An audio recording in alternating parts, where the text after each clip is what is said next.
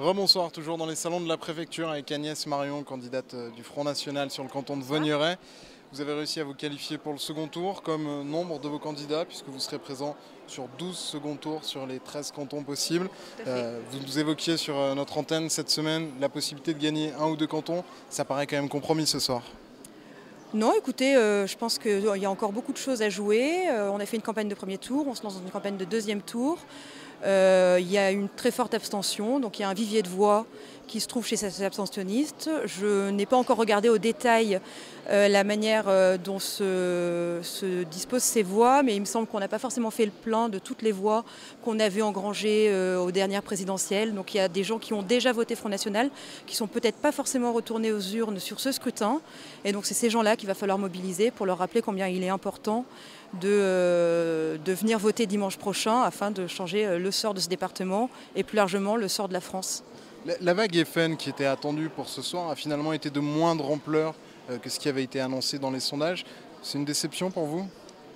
Pas du tout, je ne vois pas tellement en fait ce qui vous permet de dire ça parce que finalement je maintiens que le Front National est le premier parti de France. L'UMP se permet de dire qu'il est premier parti de France avec ses alliés.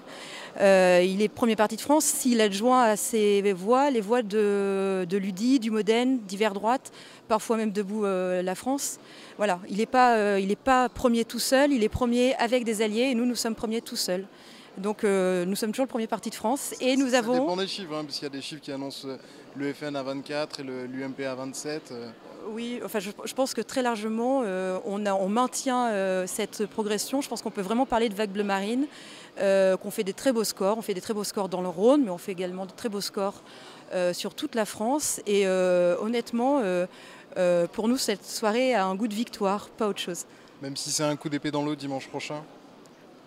Rien ne permet de dire que ça sera un coup d'épée dans l'eau. Il y a une campagne de deuxième tour, il y a une semaine pour aller convaincre les gens.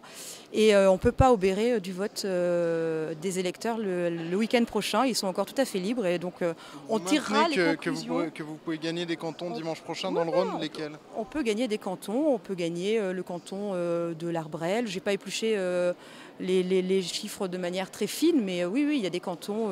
Le canton de Genasse, on fait un très bon score.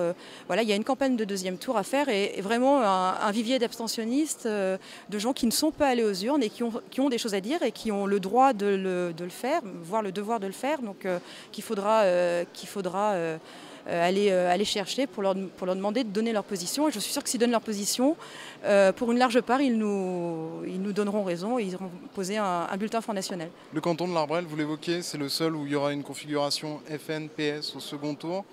C'est celui qui vous paraît le plus favorable par cette configuration ? Alors, cette configuration est évidemment très favorable, oui, bien sûr, parce que on peut imaginer que les électeurs UMP aient certaines difficultés à aller donner leur voix au candidat PS, qui reste le candidat de la majorité.